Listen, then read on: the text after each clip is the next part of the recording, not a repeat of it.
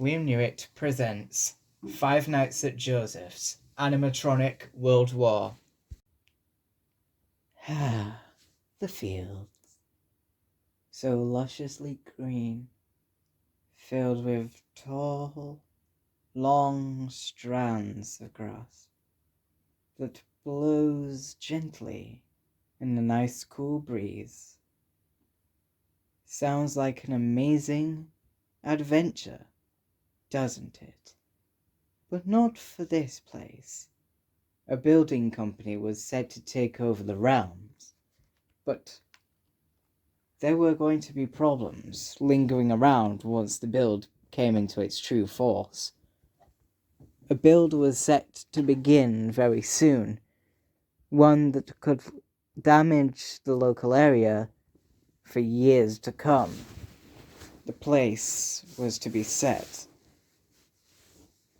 The place was to be a pizzeria, a local restaurant for many guests to visit, alongside the build of a few new houses to be nearby. The loud noise caused drama with the building company, and a fight began. Company and members of the public that lived near the area. And their problem to fix it? Robots. But how did this all start? Where did this war really begin? Well, here we are, and the true story of how an interesting war made by robots was a success, and the pizzeria was constructed. This is that exact story.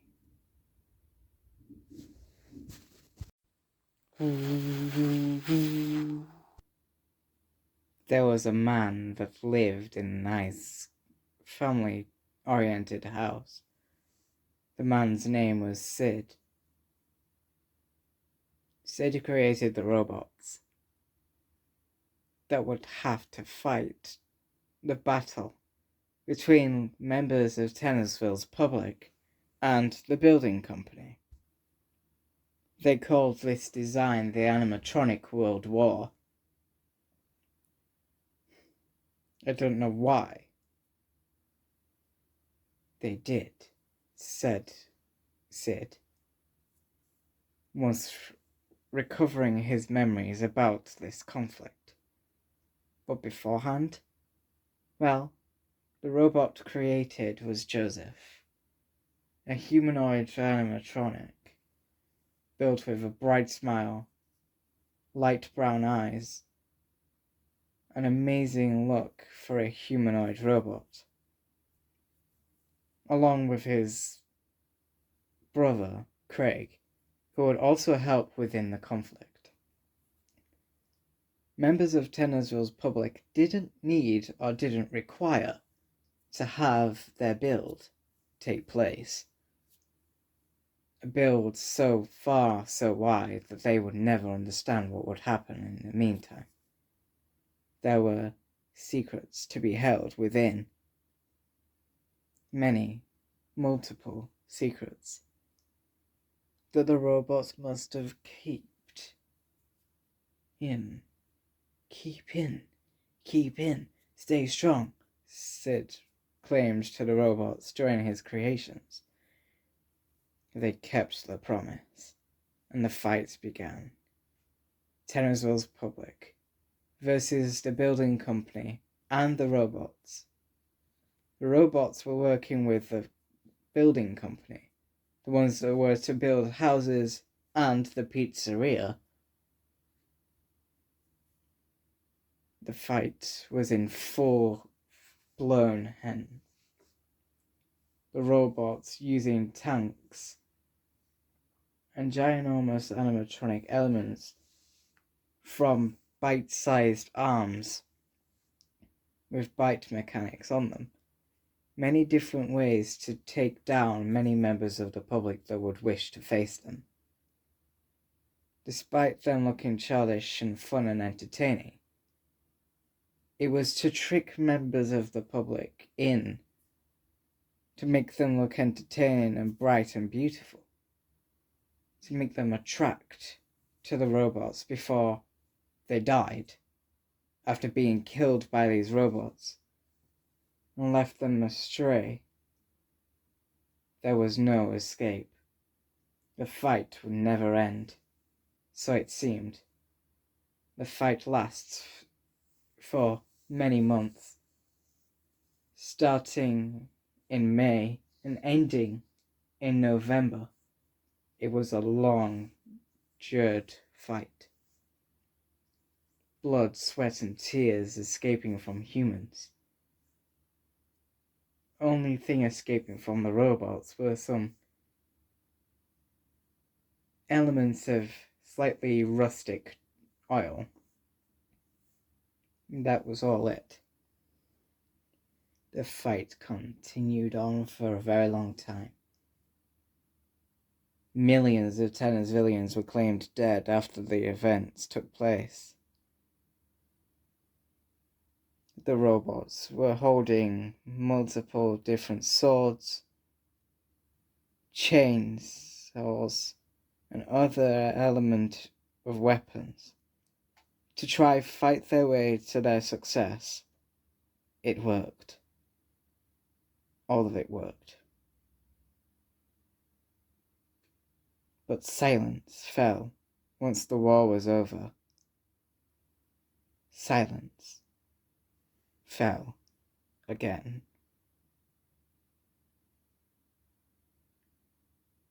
This was not the first time that battles like this occurred. Back in the 1400s, they had many men in fights, dressed up, pretending to act like robots, just so they could win their own wars. That was the start of it. The inspiration of the proper animatronics came from that said 1400s war, with the lead captain of the army at that time, Joseph,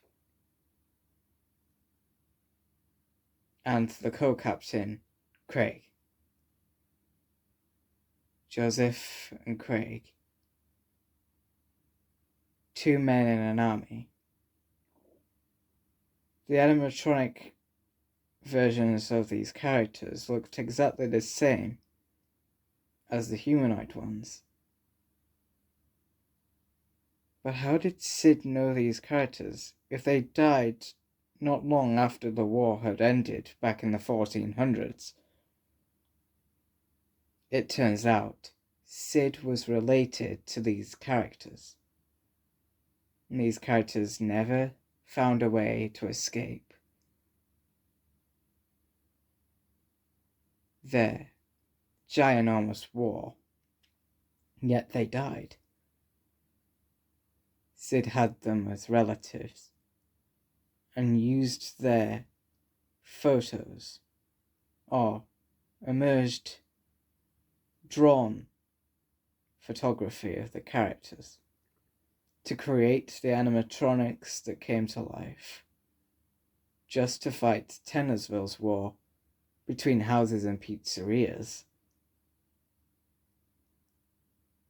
It seemed so strange that both the two men and the animatronics would fight in a war, battling it out for success for many different reasons. Things just seemed out of the ordinary,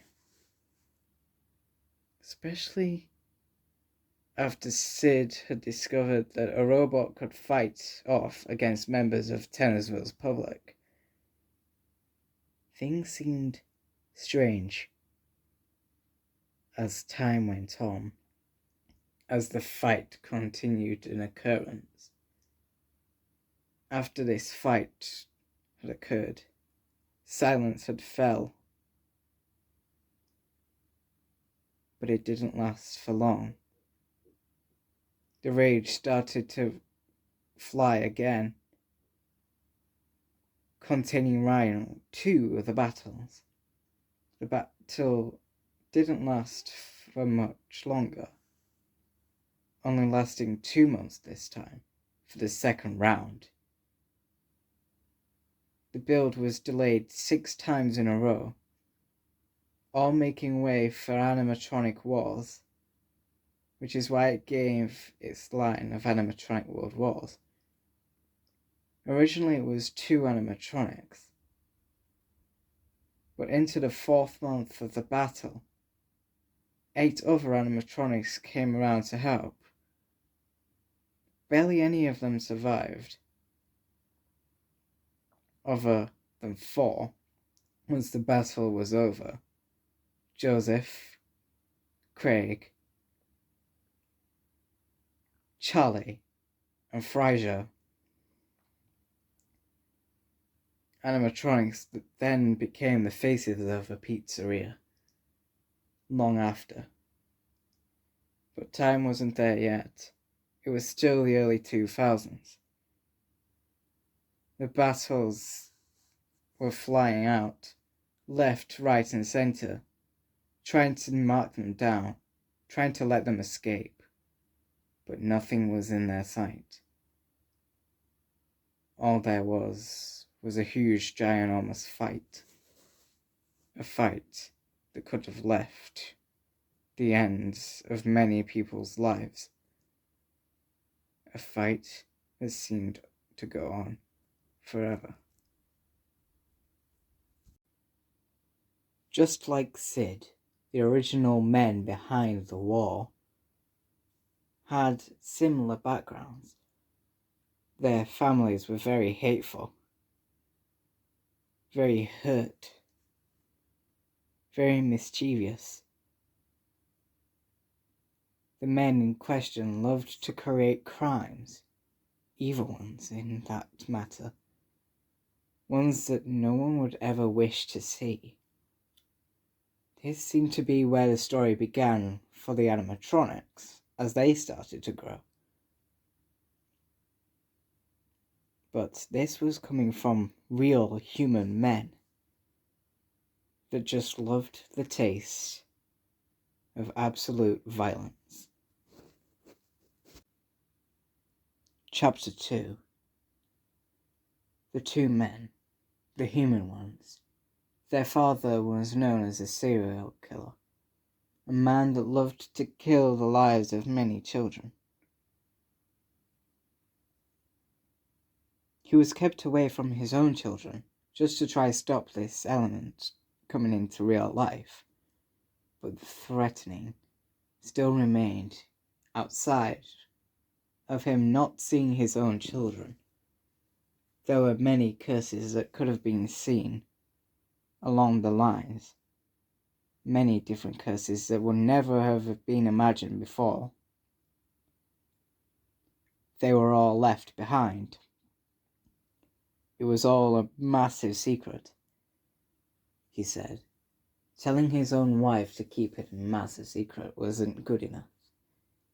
He was arrested eventually and sentenced to death, left to die in his home prison cell. The 2 men decided to fight in the war to try clear the name of his own father. That was Joseph's decision, yet for Craig it wasn't. Craig just had to choose alone because he was the youngest of the brothers. They fought out to try clear their own family's surname, to make it look more heroic. But it wasn't so successful. They were still remembered just by their own evil curses that lingered around them, from the father's many murders. The same treatment happened with Sid soon as the pizzeria opened, but the pizzeria was still closed at this moment in time. The wars still occurring between the robots and the members of Tennersville's public. Before it was close to a shot, in 2008. Silence had fell once again inside the village, where it was going to be placed. Everything was quiet. Everything remained quiet for long periods of time. Nothing was seen. Nothing was heard. Sid was a relative to the two men, and his family were members of it. So the past lingered on for a very long time. Sid was a criminal, just like the other man before them. But his crimes were different. Instead of being a murderous man, he was just stealing things from stores around the world. And even around his local areas too. His arrests weren't perfect. They were all claimed to be him, but it wasn't. There was a lookalike lurking around pretending to be Sid. It never was. All the evidence was there to prove that he was innocent. Every single time. Sid was innocent. He had nothing to do with it. The robots were built upon Sid's rage, as part of his own reflections. No wonder why the robots was a lovable warcraft. The ones that would end up fighting off against Tennersville's public. Given rage for everything that it had done to Sid's life as time went by, taking on for hours on end. It seems like Sid had tried to escape very hard from his own curse, but nothing was done. Nothing was even noticed. There were many cursed things around. Stories that would try to set people free. There were no ends. At least, not for Sid. The journey went on as the animatronics battled on for a very long period of time.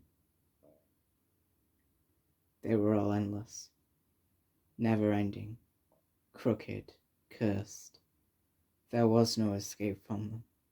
The battle went on for hours. Hours became weeks. Weeks became years. It was all just a long fight, all made by one man who had his own curse from his own past, lingering on in his own mind. There was a lot involved within this war. A war that was never forgotten. A war that still lingered beyond its actual occur. This was a war known as an Animatronic World War. But the World War ended in 2008.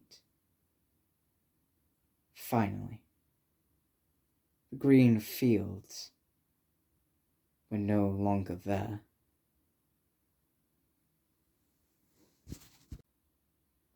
Chapter 3. Oh, the fields. The fields of green had turned red, covered in blood. It was almost like the robots were thirsty for it. The field was like a broken battleground. After all that had occurred, the only thing that was left to do now was clean all of the mess up. It was like a giant house full of murderous people, trying to battle off against each other, to try see who would be the last one standing. But the field got it for its worst. Many miles worth of blood trails lurking around on the top of each grass. They waved in the wind, spreading further and further. The field was like no other. A complete evil curse that was left upon that spot. As the construction then was completed, all done and dusted, the place seemed empty. After that, the village was quiet and calm. Nothing was there. The only thing that remained was everyone that looked back at the past, staring at that evil village. They say it was like a curse. The field was the urge to escape. After all the bloody shards of grass lingered on for hours on end. He was so evil, so horrifying, that a fight like this lingered on, kept going and going, no sight of a place to end it. It was all just there for many people to love and enjoy, like a never-ending dream. A dream that would never end. For as long as they lived, the dream would just linger on.